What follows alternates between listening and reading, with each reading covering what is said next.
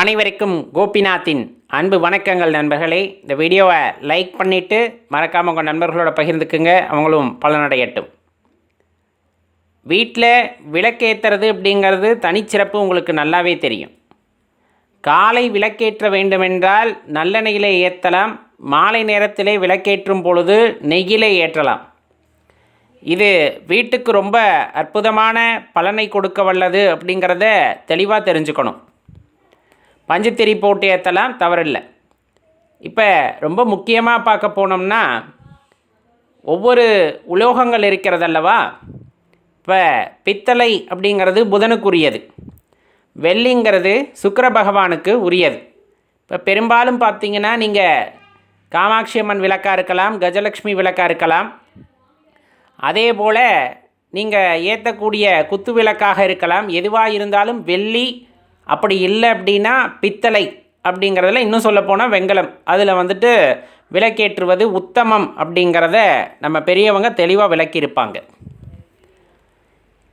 இதே சில பேர் அந்த எவர் சில்வர் அப்படிங்கிறதுல ஏற்றுறாங்க இல்லைங்களா, அதை தவிர்த்து கொள்ளுங்கள் அப்படின்னு சொல்கிறதுக்கான காரணம் என்னென்னா, இந்த இரும்பு சம்மந்தப்பட்டது எவர் சில்வர் அப்படின்னு சொல்லக்கூடியது, இரும்பாகப்பட்டது சனீஸ்வர பகவானுக்கு உரியது அப்படின்னு சொல்லுவாங்க. அதனால் அந்த விளக்கை பயன்படுத்த வேண்டாம் அப்படின்னு சொல்லுவாங்க. பெரும்பாலும் பூஜை அறையிலே எவர் சில்வர் பாத்திரங்களை தவிர்த்து கொள்ளுங்கள்னு சொல்கிறதுக்கு காரணமும் அதுதான். அதில் கொஞ்சமாவது இரும்பு கலந்திருக்கும் அல்லவா, அதனால் அது சனி பகவானுக்கு உரிய உலோகமாதலால் அதை பயன்படுத்துவதை முடிந்தளவு தவிர்த்து விடுங்கள் அப்படின்னு சொல்ல கேள்விப்பட்டிருப்போம்.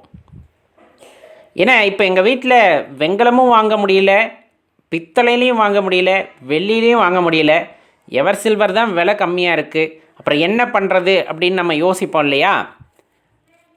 அப்படிப்பட்டவங்க தெளிவாக தெரிந்து கொள்ளுங்க.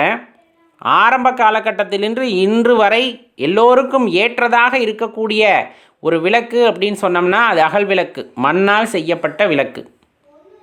இப்போ மற்ற உலோகங்களில் எப்படி அந்த பஞ்சபூதங்களின் அந்த கூட்டு இருக்கிறதோ அது அப்பட்டமாக தெரிகிறது அப்படின்னு சொன்னோம்னா அது அகல் விளக்கில் தெரியும். மண் விளக்கு இருக்கு இல்லையா, அதில் தெரியும். பஞ்சபூத சேர்க்கை அப்படிங்கிறது உங்களுக்கு நல்லா தெரியும். நிலம், நீர், காற்று, ஆகாயம், நெருப்பு, இந்த அஞ்சோட சேர்க்கையும் அதில் இருக்கும். மண், தண்ணி, ஆகாயம் எப்போவுமே வெற்றிடம் எல்லா இடத்துலையுமே இருக்கும், நம்ம பார்க்குற எல்லா அணுவிலையும் இருக்கக்கூடியது தான். இப்போ இதோட சேர்க்கையினால் விளக்க செஞ்சு அதை நெருப்பில் சுட்டாகணும். அந்த இடத்துல காற்றும் இருந்தாக வேண்டும் நெருப்பெறிவதற்கு. இப்போ இந்த பொருள் பார்த்திங்கன்னா பஞ்சபூதங்களின் உருவமாக செய்யப்படுவது தான் அகல் விளக்கு. இப்போ இந்த மேல் சொன்ன அந்த எவர் சில்வரை தவிர்ப்பதற்காக நாம் ஏற்றலாம் அப்படின்னா அகல் விளக்கை தாராளமாக ஏற்றலாம். லக்ஷ்மி கடாட்சம் உடையது அப்படிங்கிறத தெரிஞ்சுக்குங்க. இப்போ புதிதாக நீங்கள் வாங்குறீங்க, அகல் விளக்கு வாங்குறீங்க அப்படின்னா அகல் விளக்கு வாங்கும்போதே தெளிவாக தெரிஞ்சுக்கணும். கொஞ்சம் நேரம் ஊற போட்டுடணும். ஊற போட்டு எடுத்து வெயிலில் காய வச்சிடணும்.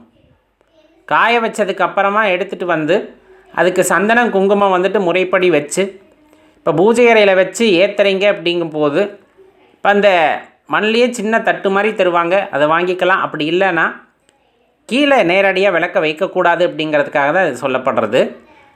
ஒரு பித்தளையில் தட்டு இருக்குது, இல்லை வெள்ளி தட்டு எதுவுமே இல்லை, இலை, வாழை இலை அல்லது அரச இலை, அதை வச்சு மேலே அகல் விளக்கை வச்சு வீட்டிலையோ கோவில்லையோ விளக்கு ஏற்றலாம். அதி அற்புதமானது. இப்போ சில பேர் என்ன தான் வீட்டில் வெள்ளி விளக்கு ஏற்றினாலும், வெண்கல விளக்கு ஏற்றினாலும், பித்தளை விளக்கு ஏற்றினாலும் இன்னுமே வீட்டில் அகல் விளக்கு ஏற்றக்கூடிய அந்த மரபை விடாமல் செய்கிறார்கள். அது எல்லாமே அதி அற்புதமானது.